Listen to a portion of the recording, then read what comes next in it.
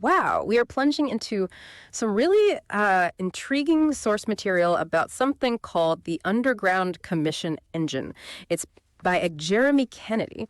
Now, when I first saw this, it definitely grabbed my attention with some pretty audacious claims. We're talking about a hidden traffic source promising, well, massive results. So our mission today is to really dig into these claims. We want to understand what this underground commission engine is supposed to be, how it allegedly works, and, most importantly, what you, our listener, should take away from these pretty extraordinary statements. The source itself talks about thousands of clicks, hundreds of subscribers, even a flood of sales on autopilot, and all for supposedly very little money. It's described as the, quote, easiest, cheapest, weirdest hidden traffic source you've probably never seen. So, okay, is this legit? Or is it just, marketing hype? Let's unpack this. All right, kicking things off, the initial claims about cost effectiveness are, well, they're almost unbelievable. The source material really hammers home that cheap aspect, suggesting you can get this incredible return for, pocket change. It definitely makes you perk up your ears.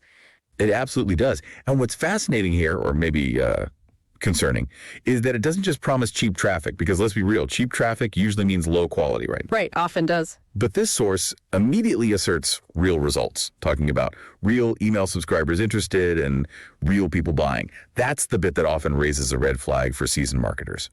Historically, cheap and real results, they don't often mix without some serious caveats. My first thought is always, okay, what's the catch? What aren't they telling me right up front? Well, it does try to back it up. It gives specific numbers in a few case studies. Let's look at the first one. Jeremy Kennedy says he spent just $5, and in less than 12 hours got 5,248 clicks, 81 subscribers, and $5 back in sales. So the math on that is, 0.020099 per click, and 6 cents per subscriber. And he claims it paid for itself almost instantly. 5,000 clicks for $5. Yeah. Then there's case study 2. He spent $30 this time. And the results: less than 24 hours, 70,368 clicks, 378 subscribers, and $30 in sales. So here the cost per click actually went down to 0.0004. The subscriber cost was about 7 cents. Again, paid for itself right away. 70,000 clicks from $30. The numbers are just staggering, aren't they? It's hard to even picture that volume from such a small spend on typical platform. It really is. And the third one, case study 3, he spent $87 over 72 hours.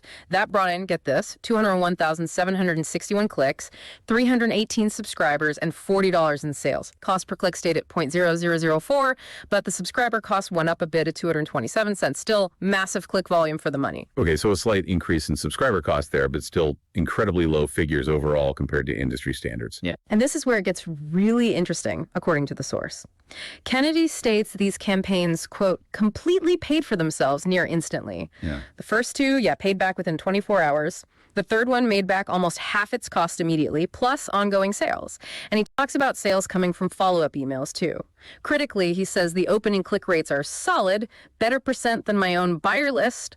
He describes the subscribers as hungry and even replying to my emails, really engaged. Right, okay. So those claims, immediate ROI, high engagement replies, even that's the trifecta every marketer dreams of.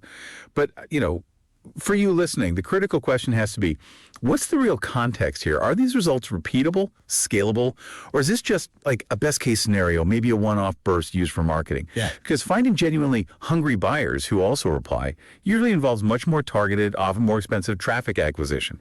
Seeing these numbers from an underground source makes you question the long-term quality and sustainability. What does replying actually mean? Positive inquiries, complaints. We don't know that level of detail. Yeah, that's a really good point. Okay, so we've heard the claims, the amazing results, but what is this underground commission engine? What's the actual traffic source? Kennedy is very specific about what it's not. He says, not solo aids, not emails. This is not social media aid either, not videos, not banners, not Google or Bing or search. It keeps emphasizing it's a very truly unique place, calling it extremely unique, its own little world and ecosystem. So when you hear that kind of language, its own ecosystem, exclusive, what's your gut reaction as someone who's seen a lot of traffic sources? Is it usually something revolutionary or maybe just clever branding for something less novel? Yeah, that's the million-dollar question, isn't it?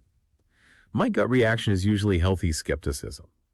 Look, if it truly is separate from all the major platforms, that's significant. It could mean tapping into a less competitive audience pool.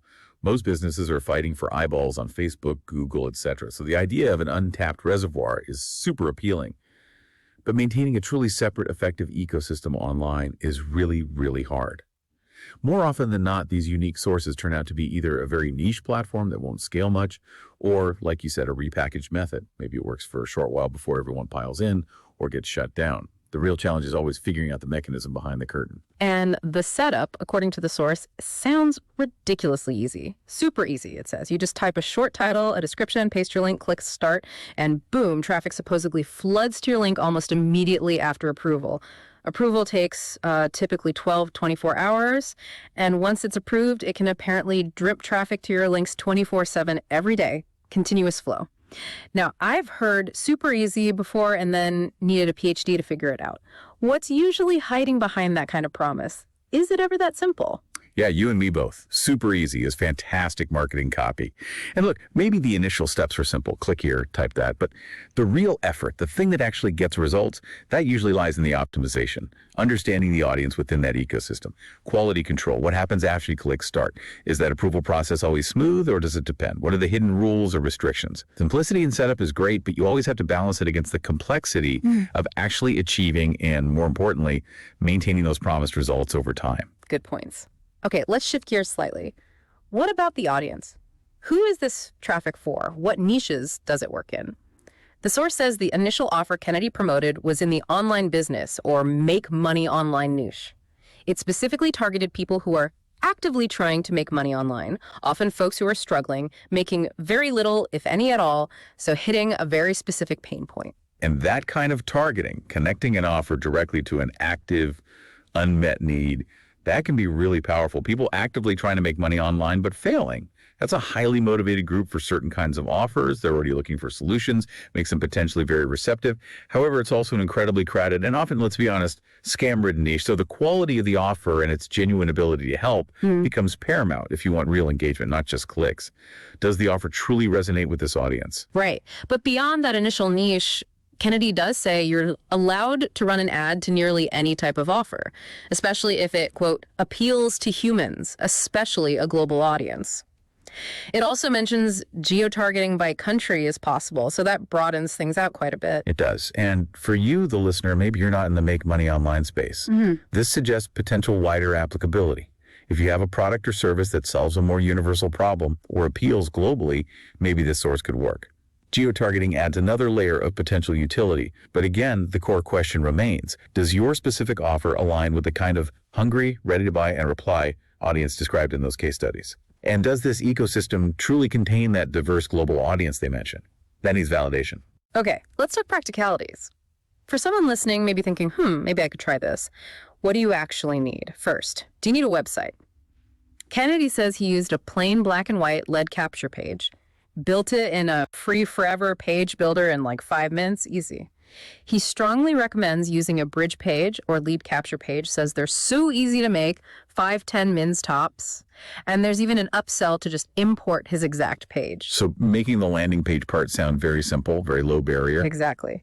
Then, do I need an email autoresponder? Essentially, no, not a separate paid one to start. Kennedy says the free forever page builder I use includes a free autoresponder. Good for up to 2,000 subscribers. That's what he used for the tests. And crucially, he points out that a good portion of the sales are coming from the follow-up emails. So email marketing is key here. Right. That's a really important detail. The free tools lower the barrier, but the reliance on follow-up emails for a good portion of sales tells you where the real monetization often happens. And just to hit the cost point again, you can start with as little as $5 and the available traffic. Insane, he says. Hundreds of thousands of clicks available daily, worldwide or geo-targeted. Okay, so let's synthesize that. What they're presenting is essentially an all-in-one, incredibly low-cost entry point. Free page builder, free autoresponder up to a point, tiny ad spend to start. It's designed to remove almost every common hurdle, technical skills, budget that stops people from trying online advertising. It looks like a complete package. But that email follow-up piece is critical. The instant sales might just be the hook. Real profitability seems to depend on nurturing those leads via email, which, is a skill in itself. It's not just getting the click. Makes sense. Now, what about the actual product being sold here in the source material we're looking at? It's basically an offer for a video case study. Kennedy shows everything I did step by step, all the stats, the sales coming in, and then you, the buyer, could promote the same offer he did or use the traffic for your own stuff. He also says he shows where to find other people's stuff to promote. Affiliate marketing, basically. Gotcha. So the product itself is a look-over-my-shoulder guide to replicating his claim success. Right. And the price for this video case study, mentioned right there in the source, $9. Just $9, framed as an absolute steal.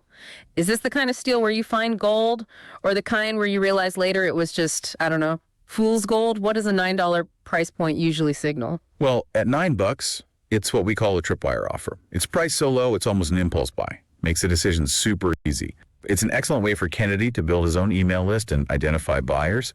Whether it's a steal for you depends entirely on what's actually in that video. Often these low price offers give you the what, like here's the source, but maybe not the full how or the crucial nuances needed to replicate the results. Sometimes they lead into more expensive upsells that provide the missing pieces. It's a very standard, very common marketing funnel structure. And speaking of marketing tactics, there's definitely urgency and scarcity involved here. Kennedy writes, "This page could disappear at any moment. Yes, really, if this gets oversaturated too fast, I might pull the plug." He says, "I don't want to lose that," talking about the jackpot of fresh buying subscribers. Classic pressure tactic, right? Absolutely classic. Fear of missing out, FOMO. It's designed to short-circuit your careful consideration and push you to buy now. But it does raise an interesting question, doesn't it? If this is such an amazing, fragile, underground jackpot that could get oversaturated, why market it broadly? Even for $9, with a public-facing page using urgency tactics. Logically, you might share something like that very selectively, maybe with high-ticket coaching clients, not blast it out. This tension between the secret source claim and the mass market sales approach is something to be aware of. It encourages that impulse buy over thoughtful evaluation. Okay, and this is probably the most important part we need to cover. The fine print, the earnings disclaimer. The source includes one, and it's pretty clear. It says, the exceptional results shown, quote, don't apply to the average purchaser. It goes on. There is no guarantee that you will earn any money, and warns some individuals purchasing this video course may make little or no money at all. It frames the whole thing as an educational video tutorial based on our opinions and experience meant for educational and entertainment purposes only. And that disclaimer is crucial, absolutely essential for you, the listener, to understand when evaluating any opportunity like this, especially one with such huge claims. It's the legal reality check that sits right alongside the glowing sales pitch. The case studies paint one picture, the potential, the dream. The disclaimer paints the other, the average outcome, the risk. It explicitly tells you not to expect the same results. That your success depends on factors beyond just watching the video, your background, effort, market conditions, all sorts of things. It highlights the massive gap between the marketing aspiration, flood of sales, and the legal reality, may make no money at all. Understanding this tension is key to making informed decisions and separating hype from actual potential. So wrapping this up, we've taken a pretty deep dive into this underground commission engine. We looked at the really intriguing promises, massive traffic, instant sales, super low cost, this hidden source. We also looked at the practical side, the supposedly easy setup, the tools needed, the niches. And critically, we just covered that earnings disclaimer, the reality check. Yeah, and hopefully this exploration gives you a framework for thinking about these kinds of online opportunities. It's always about balancing that excitement, the hype, with critical analysis. You need to look at the details, the numbers, yes, but also read the fine print. Ask what's not being said. Think about sustainability, scalability, and the real effort involved beyond the initial claims. It's about informed discernment. Absolutely. So here's a final thought for you to chew on as you go about your day. Considering the source's claims of hungry buyers and those amazing case study results, but then contrasting that with the explicit disclaimer saying those results don't apply to the average person, how do you personally approach evaluating an underground opportunity like this one?